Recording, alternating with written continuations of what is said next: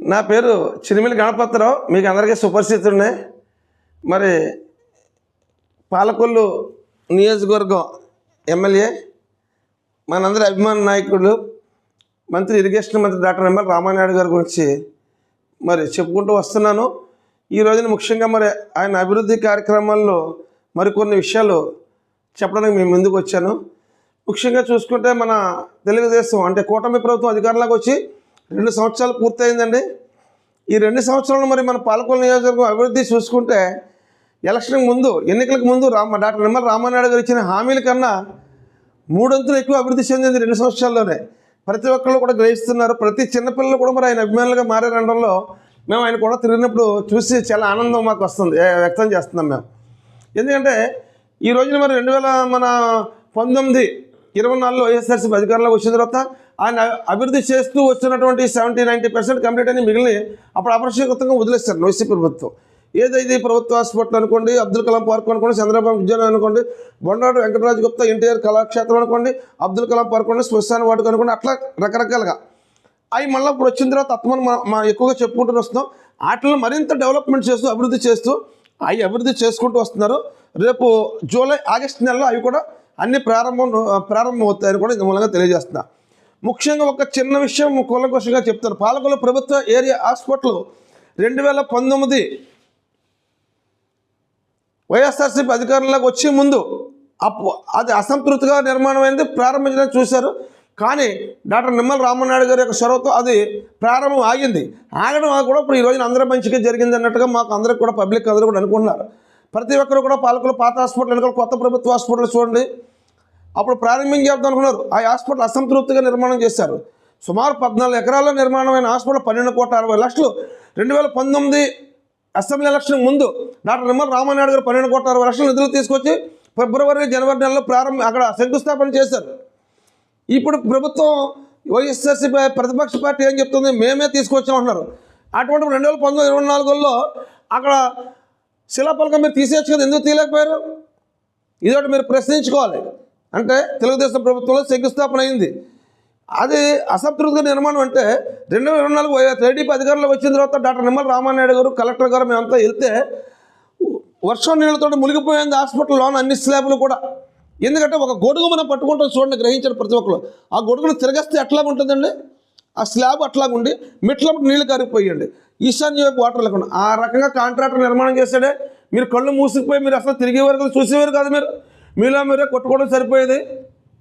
చూడండి సార్, ఇప్పుడు వెళ్ళి చూడండి. మీరు ప్రతిపక్షంగా అక్కడికి వెళ్ళి విమర్శించాలి కదండి.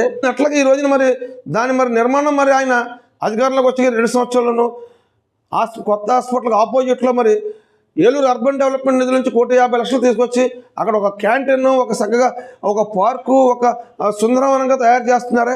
అట్లాగే ఆ కొత్త హాస్పిటల్ వెనకాల మిగిలిన స్థలం కూడా పూర్తింపు చేస్తున్నారే. అట్లాగే మరి 14 ఎకరాలు సుమారు విస్తీర్ణం అండి. అప్పట్లో ఇమ్మడి సత్యనారాయణ గారు ఆర్యవైశ్య ప్రముఖులు ఇచ్చిన స్థలం అండి మనకు విరాళంగా. చుట్టూ కూడా మరి ఆ స్థలం అన్యాకృతం కాకుండా ఈరోజు మళ్ళీ మొన్ననే 1,50,00,000 నిధులు తీసుకొచ్చి ఆయన చుట్టూ కాంపౌండ్ వాళ్ళు కూడా ఇప్పుడు నిర్మాణం చేస్తున్నారు. రేపు ఆగస్టులో ప్రారంభం అయిపోద్ది. అప్పుడు ఎట్లాగుంది, ఇప్పుడు ఎట్లాగుందో చూడొచ్చు. అలాగే మళ్ళీ ఈ రోజునే అంటే జూన్ 21 మళ్ళీ అక్కడ ఆ పంట కాలువలు అయ్యి ఉన్నాయి. అటు కూడా మళ్ళీ సీసీ వాల్ నిర్మాణానికి 85,00,000తో ఈరోజు శంకుస్థాపన జరిగింది. డయాలసిస్ సెంటర్ జరిగింది. ఈ అభివృద్ధి పనులు పక్కన పెడితే మరి ఇప్పుడు ఈ 2 సంవత్సరాలను మరి సుమారు పాలకొల్లు నియోజకవర్గానికి ఏ నియోజకవర్గంలో రాష్ట్రంలో తీసుకురానటువంటి నిధులు తీసుకొచ్చిన ఘనత డాక్టర్ నిమ్మల రామానాయుడు దక్కుతుంది. సుమారు 990 కోట్లు అండి 2 సంవత్సరాల్లో. గత 2019-24 వైఎస్ఆర్సీపీ ప్రభుత్వం తీసుకొచ్చిందా? తీసుకురాలా.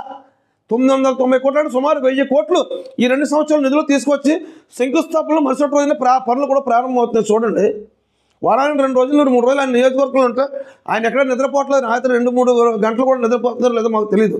ఆయన కూడా తిరుగుతున్నాం కాబట్టి మాకు తెలుసు. అదొకసారి మీరు ఆలోచించి మాట్లాడాలి. ఎవరైనా ఏదో మాట్లాడేస్తున్నాం అనుకుంటే సరిపోదండి. ఇవాళ పార్టీలకు అత్యధికం కూడా అందరూ కూడా ఆయన వల్ల లబ్ధి పొందుతున్నారు. లబ్ధి పొందిన తర్వాత రేవు తాటిన తర్వాత తగలేసినట్టుగా ఆయన విమర్శిస్తున్నారు లబ్ధి పొందిన వాళ్ళు కూడా. దాని ప్రత్యక్ష సాక్షులు మేమని కూడా ఇందు మూలంగా తెలియజేస్తున్నా. ఈరోజు పాలకొల్లు నియోజకవర్గంలో 3 మండలాల్లోనూ 67 గ్రామాలను కూడా సుమారు 90% అన్ని గ్రామాల్లో కూడా రకరకాల అభివృద్ధి పనులు శంకుస్థాపనలు జరిగినాయి. ఈ 990 కోట్లు తీసుకురావడం వల్ల అట్లాగే పాలకొల 31 వార్డులను మొన్న ఈ మధ్యనే 16 వార్డులు శంకుస్థాపన చేస్తారు. మిగిలిన కూడా త్వరలో ఆయన శంకుస్థాపన చేస్తారు చూడండి అన్నాడు. అది కూడా ఈరోజు శంకుస్థాపన జరిగినాయి. రేపటి ఈ పనులు స్టార్ట్ అయిపోతున్నాయి. శంకుస్థాపనలకు వెళ్ళేసరికి అక్కడ అన్నీ కూడా మెటీరియల్ వచ్చేసి ఉంటుంది. అక్కడ ఒక ఇసుక అనుకోండి, సిమెంట్ అనుకోండి, చిప్స్ అనుకోండి, అట్లాగే అభివృద్ధిని పరుగులు పెట్టిస్తున్న ఘనత డాక్టర్ నిమ్మల రామనాయుడు గారు దక్కుతున్న కింద తెలియజేసుకుంటూ, అట్లాగే మరి ఈ 2 సంవత్సరాలు సుమారు 14 కోట్ల పైసలకు సీఎం రిలీఫ్ ఫండ్స్ ఎక్కడ ఇచ్చారండి. ఈ రోజున కూడా అంటే జూన్ 21 అండి వేళ ఈ రోజున కూడా సుమారు మరి 63-64 లక్షల పైసలకు సీఎం రిలీఫ్ ఫండ్స్ ఎక్కడ ఇచ్చారు. అందులో పాలకొల్లు రూరల్ మండలం ఒక వ్యక్తి వైఎస్ఆర్సీపీ పార్టీకి సంబంధించిన ప్రముఖ నాయకుడు, ఆయనకు కూడా మరి ఆ పార్టీ ఆఫీస్ దగ్గరికి వచ్చి నేను వైసీపీ సార్, అయినా మీ నుంచి నాకు సీఎం రిలీఫ్ ఫండ్స్ ఎక్కడ ఇస్తారని దండం పెడుతుంటే మా కళ్ళు చెమర్చినాయి. అంటే డాక్టర్ నిమ్మల రామనాయుడు గారిలో ప్రజలకు సేవ చేయాలి, వాళ్ళు ఏ పార్టీ అని నాకు అనవసరం, ప్రతి ఒక్కరికి సేవ చేయాలనే యొక్క ఆయన బ్రెయిన్లో నాటుకుపోయిన కూడా మిమ్మల్ని తెలియజేసుకుంటూ, ఆయన ఈ రోజు చూసుకుంటే మరి బ్రాడీపేటలో మరి డబుల్ లైన్ బ్రిడ్జి సుమారు 13 కోట్లు అనుకోండి. అలాగే అసంతృప్తిగా ఉండిపోయి పాడైపోయిన నాగరాజపేట వంతుని మరి డెవలప్మెంట్ కూడా మనం శంకుస్థాపన చేస్తారు. గతంలోనేమో సోషల్ సర్వీస్ చేసి ఎవరన్నా బ్రిడ్జి ఎక్కేటప్పుడు కాలంలో పడిపోతారేమని కూడా మేము సర్వీకర్లు కూడా కట్టిన రోజులు ఉన్నాయి. నేను 2019లో నా యొక్క శ్రమదానంతో మేము అలాగే దాసరి నారాయణరావు గారి బ్రిడ్జ్ ఉంది, అది కూడా మరి ఓల్డ్ అయిపోతే దానికి కూడా మరి మనం నిధులు తీసుకొచ్చి శంకుస్థాపన అయింది. అలాగే ఎప్పుడో బ్రిటిష్ కాలం నాటి ఎర్రమంత్రి అంటాం, దానికి కూడా కొంత నిధులు తీసుకొచ్చి మనం శంకుస్థాపన చేశారు. అట్లే కాలగొట్టంలో సుమారు 45-48 ఈవెంట్ అంటారని మన రేవులు కూడా కట్టించిన ఘనత దక్కుతుంది. అలా ఎల్ఎన్టీ దగ్గర కూడా మొత్తం అన్నీ కూడా 2 దప్పలుగా మనం మిగిలిన ఇచ్చారు. ఇంకా సుమారు 1500-2000 పైసలకు కూడా మరి జనాలకి మిగిలిన రేపు జూలై నెలలో ఇవ్వడానికి కూడా నిర్మాణం పూర్తవుతుంది. అక్కడ బ్రహ్మాండమైన బ్రిడ్జిని నిర్మించారు, మన చుట్టూ తిరిగి రాకుండా అటు వెళ్ళిపోయేలాగా. అలాగే అభివృద్ధి పనులు చెప్పుకోవాలంటే అసలు చెప్పడానికి టైం సరిపోదు, చాలా సమయం పడుతుంది. మరలా రేపు 4-5 రోజుల్లో మరలా కూడా మీ ముందుకు వస్తాను. ఇంకా మిగిలిన అభివృద్ధి కార్యక్రమాలు ఎన్నో ఉన్నాయని చేసి ప్రతి ఒక్కళ్ళు కూడా మరి విమర్శించే ముందు రామానాయుడు గారిని గుండెల మీద చేయేస్తూ విమర్శిస్తే ఎవరో కూడా విమర్శించడానికి సరిపోరు.